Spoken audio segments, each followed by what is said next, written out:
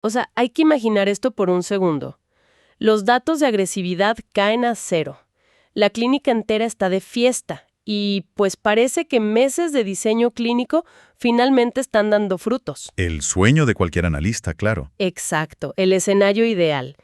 Pero esa misma tarde, alguien menciona así súper casualmente que los padres empezaron a darle al cliente un suplemento herbal milagroso comprado en internet. Uy, no. Sí, y exactamente el mismo día que arrancó el plan conductual. Eso duele. Es el colapso total de los datos. De repente, todo ese éxito pierde sentido.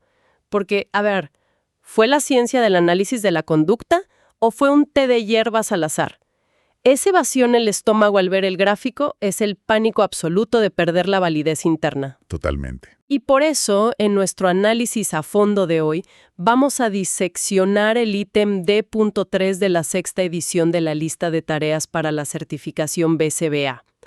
Tenemos una montaña de fuentes rigurosas, exámenes de práctica, guías de estudio avanzadas y escenarios clínicos reales. Y es una disección absolutamente necesaria, porque fíjate, lo fascinante de este punto de la lista de tareas no es solo, digamos, la teoría estadística aburrida, sino el caos del mundo real. Claro, la vida real ataca el plan. Exacto.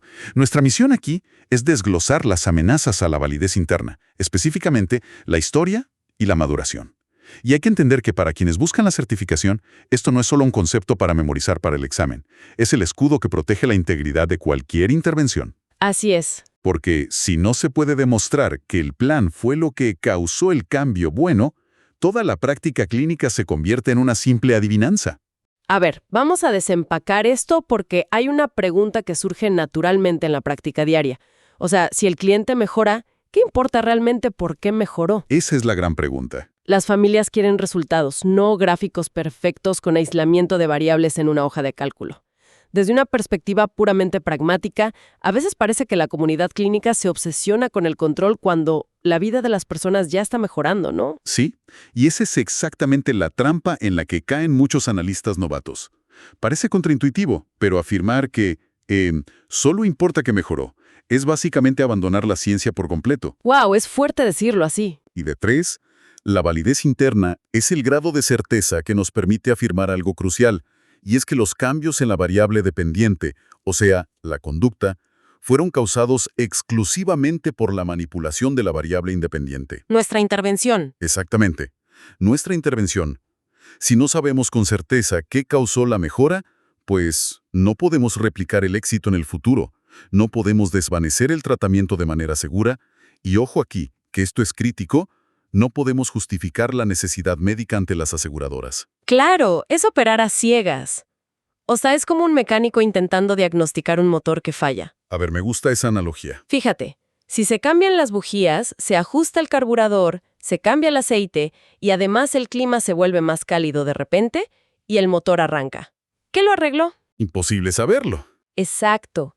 ¿Fue el aceite, fueron las bujías o simplemente el motor se calentó por el sol? La única manera de saberlo con certeza es volver a poner las bujías viejas y rotas. Si el motor vuelve a fallar, se ha comprobado el mecanismo. Si no, fue solo una coincidencia. Es un contraste brillante. Y aquí es donde entran las dos grandes amenazas que mencionan nuestras fuentes, la historia y la maduración. Y francamente siempre parecen confundirse en los exámenes de práctica. Siempre. ¿Por qué crees que pasa eso? Pues la confusión es comprensible porque ambas implican el paso del tiempo. Pero los mecanismos, digamos, son completamente distintos. La amenaza de historia se refiere a eventos externos, específicos y concurrentes. Eventos que pasan alrededor del individuo. Exacto. Es el entorno cambiando al mismo tiempo que se aplica el tratamiento. Siguiendo tu analogía del mecánico, la historia sería que alguien más le puso gasolina de alto octanaje al tanque, sin avisar, mientras tú cambiabas las bujías. Ah, claro, un factor externo gigante. Así es.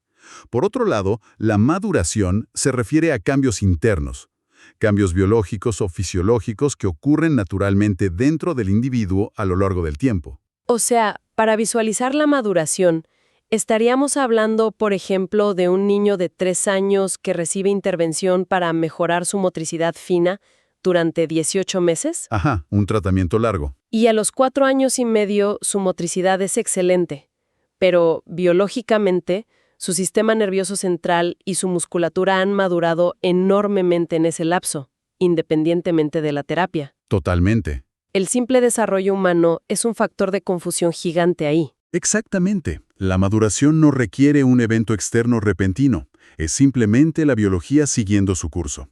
Si un plan no controla estas variables, es imposible defender científicamente que la intervención fue el ingrediente activo. Pero a ver, pongámonos en los zapatos de quien está a punto de rendir el examen del BAC. Claro, la presión a tope.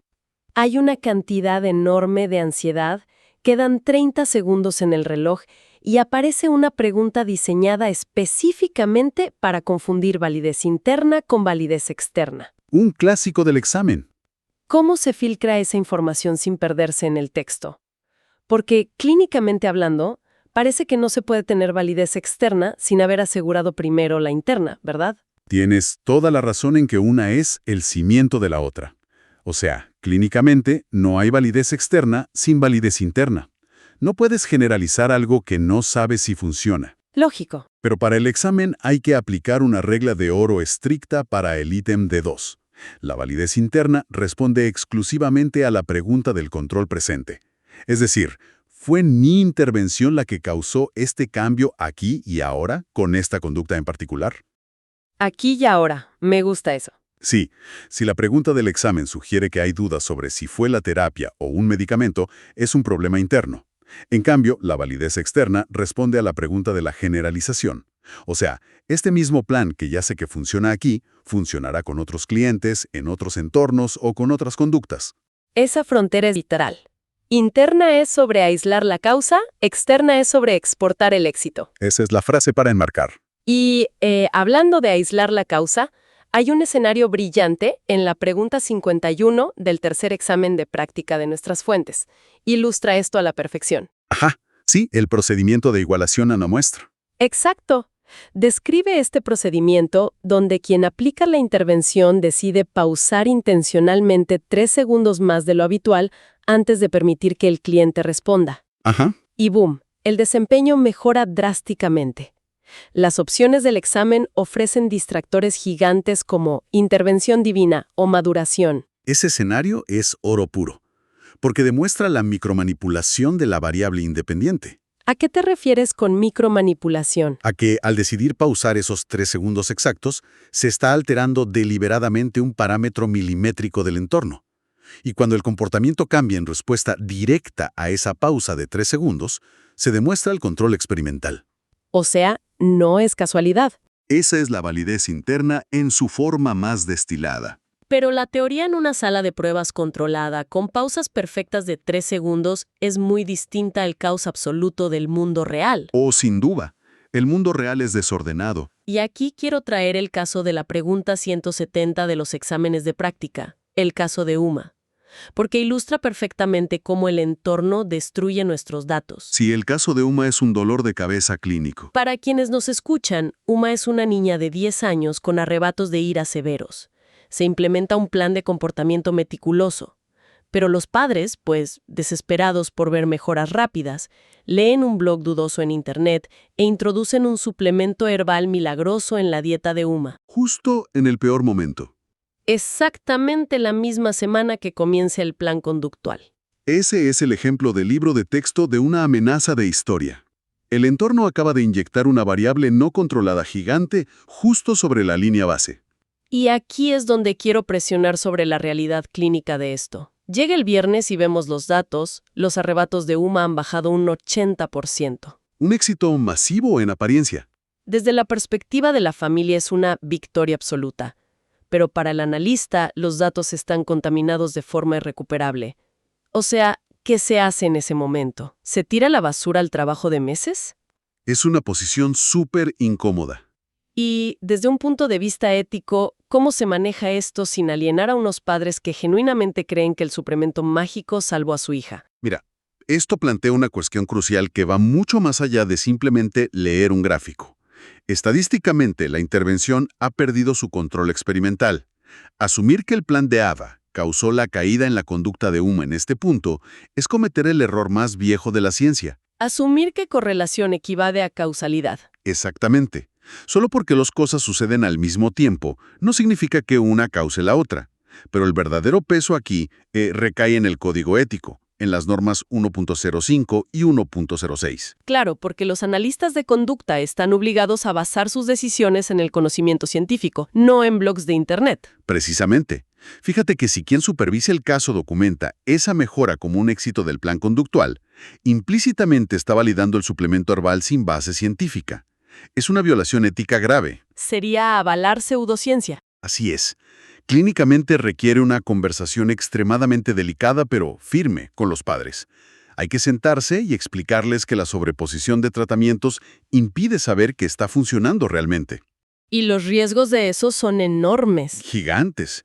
Esto podría llevar a que Uma tome un suplemento inútil o potencialmente dañino de por vida. O peor aún, que se retire un plan conductual que en realidad era el verdadero motor del cambio. Uf, esa última frase es devastadora. Imagina retirar el plan conductual creyendo que el suplemento hizo el trabajo, para luego ver a Uma recaer severamente. Es un desastre clínico. Esto subraya que la validez interna no es un capricho académico de los analistas, protege literalmente la vida de los clientes. Así es. Entonces, si el caso de Uma nos muestra lo frágil que es el control frente a las amenazas del entorno, ¿cómo se recupera activamente ese control cuando la vida real ataca el plan? Bueno, aquí es donde el dominio T de la lista de tareas, el diseño experimental, entra como la artillería pesada. La manera de aniquilar estadísticamente las amenazas de historia y maduración es, digamos, obligar a la conducta a demostrar que responde únicamente a nuestras directrices. ¿Y cómo logramos eso? Nuestras fuentes presentan el caso de Anatoly para explicar el diseño de reversión o el famoso diseño BAB. Anatoly presenta conductas autolesivas severas. Un caso delicado. Muy delicado. Para demostrar que la intervención funciona, se inicia con el tratamiento en la fase B, luego se retira el tratamiento volviendo a la línea base en la fase A y finalmente se vuelve a introducir el tratamiento en la segunda fase B. Voy a detenerte ahí porque esto siempre genera muchísima fricción en los debates clínicos. Lo sé por dónde vas. O sea, aplicar un diseño BAB significa literalmente retirar un tratamiento que está funcionando. Y en el caso de Anatoly, estamos hablando de conductas autolesivas severas. Sí. Retirar la intervención para volver a una fase A parece jugar a la ruleta rusa con la ética. O sea, ¿por qué correr ese riesgo inmenso y permitir que el cliente potencialmente se lastime solo para demostrar validez interna en un gráfico? Es la pregunta más incómoda y a la vez más necesaria de nuestra profesión. La respuesta corta es que el diseño de reversión es la demostración más poderosa de control experimental que existe. El estándar de oro. Exacto. Si la conducta autolesiva aumenta en el momento exacto en que se retira la intervención y vuelve a caer drásticamente en el segundo exacto en que se reinstaura la fase B, se ha comprobado matemáticamente la validez interna. Como un interruptor. Sí. Ningún factor de historia, ninguna maduración biológica se enciende y se apaga de forma tan perfecta y sincronizada con las decisiones del analista. Demuestra que somos nosotros los que tenemos la mano en el interruptor, no el azar. Exacto. Pero respecto al dilema ético que mencionas, tienes toda la razón. A menudo, con conductas severamente peligrosas, un diseño de reversión simplemente no es ético. Punto. Y por eso la ciencia conductual ofrece alternativas brillantes, como el diseño de criterio cambiante. Ah, ese es fascinante porque elimina la necesidad de retirar el tratamiento por completo. En lugar de apagar el interruptor de golpe, simplemente se ajusta el nivel de exigencia gradualmente. Es, digamos, una escalera matemática. Imaginemos que un cliente está reduciendo la cantidad de cigarrillos que fuma al día. Se establece un criterio inicial, de 20 a 15, luego a 10, luego a 5. Ajá, peldaño por peldaño. Exacto. Si el comportamiento de fumar baja exactamente para ajustarse a cada nuevo peldaño de esa escalera, se derrota por completo a la amenaza de maduración. Claro, porque un ser humano no madura biológicamente en tramos escalonados y perfectamente calculados cada 4 días. Imposible. El diseño de criterio cambiante prueba la validez interna demostrando que la conducta baila al ritmo exacto de la intervención, sin poner en riesgo al cliente con una retirada total del tratamiento. Es como obligar a las variables de confusión a intentar seguir una coreografía imposible. Si el comportamiento sigue nuestra coreografía, sabemos que la intervención está al mando. Me encanta esa metáfora de la coreografía. Y la fluidez para decidir entre usar un diseño de reversión, un criterio cambiante o un diseño de línea base múltiple para defender los datos es en definitiva lo que separa a alguien que solo memoriza términos de un verdadero analista de conducta. Absolutamente. Dominar estos conceptos de amenazas a la validez interna es lo que eleva el estándar de la práctica clínica. Entender las minucias del ítem D.3 no es solo un truco para marcar la respuesta correcta en el examen, es la base fundacional de la toma de decisiones clínicas de alto nivel. ¿Es lo que construye la autoridad? Totalmente. Y es por eso que acceder a una formación estructurada y profunda es innegociable. Todo este ecosistema de pensamiento crítico, de entender el porqué detrás de la estadística, es precisamente lo que se enseña a través de los recursos y la plataforma de Behavioral Intelligence. Claro, porque no se trata solo de pasar una prueba. Así es. Quienes se preparan bajo la experiencia y el marco clínico de Mara Sánchez, BCBA con licencia en Texas, no solo están aprendiendo a aprobar un examen estandarizado, están absorbiendo la capacidad de construir intervenciones a prueba de balas desde el día 1. Y esa es una distinción vital para nuestra audiencia. El rigor científico en español a menudo se pierde, ya sabes, en traducciones deficientes o en conceptos que se explican de forma súper superficial. Sí, es un problema real en nuestra industria. Acceder a materiales que desglosan la diferencia clínica real entre un error de historia y uno de maduración es lo que transforma la ansiedad del examen en pura autoridad clínica. Y esto nos devuelve al propósito central de lo que hacemos. No se trata de aislar variables por pura vanidad académica. Para nada. Defender la validez interna es, en su núcleo, la promesa ética más sagrada que se le hace a una familia. Qué fuerte suena eso, pero es verdad. Es mirar a los padres a los ojos y poder asegurarles, con toda la fuerza de la ciencia, que no estamos adivinando con el futuro de sus hijos. Cuando cada analista aprende a identificar y destruir una amenaza de historia, o cuando implementan un diseño experimental riguroso para aislar el éxito de su plan, están blindando el derecho del cliente a recibir un tratamiento efectivo y basado en evidencia empírica. Es la línea divisoria exacta entre aplicar técnicas sueltas y hacer verdadera ciencia del comportamiento. Hemos hablado del entorno, de los suplementos milagrosos de UMA, del desarrollo biológico natural y de cómo el paso del tiempo intenta robarse el crédito de nuestras intervenciones. Enemigos invisibles. Enemigos invisibles, exacto. Pero, para cerrar este análisis, hay que dejar sobre la mesa un pensamiento algo más provocativo. Algo que no suele aparecer en los manuales de estadística y que quiero que cada estudiante reflexione esta semana. A ver, te escucho. Nos pasamos la vida diseñando escudos perfectos contra las variables externas y biológicas que amenazan la validez de los datos. Pero, ¿qué sucede cuando la variable de confusión más grande, la amenaza más impredecible y peligrosa para la validez interna dentro de la sala de terapia, es la propia conducta inconsciente de la persona que está implementando el plan? ¡Wow! Esa es una variable inmensa. Pensemos en cómo nuestros propios sesgos, nuestro lenguaje corporal o simplemente nuestro nivel de cansancio un viernes por la tarde moldean los datos sin que nos demos cuenta. Es para no dormir pensando en eso. Y consumir recursos de alta calidad, como los que ofrece la plataforma de Behavioral Intelligence con Mara Sánchez, justamente para no dejar ninguna variable, ni siquiera las propias, fuera de control. Excelente punto para cerrar. Y con esa reflexión nos despedimos por hoy. Nos escuchamos en el próximo Análisis a Fondo.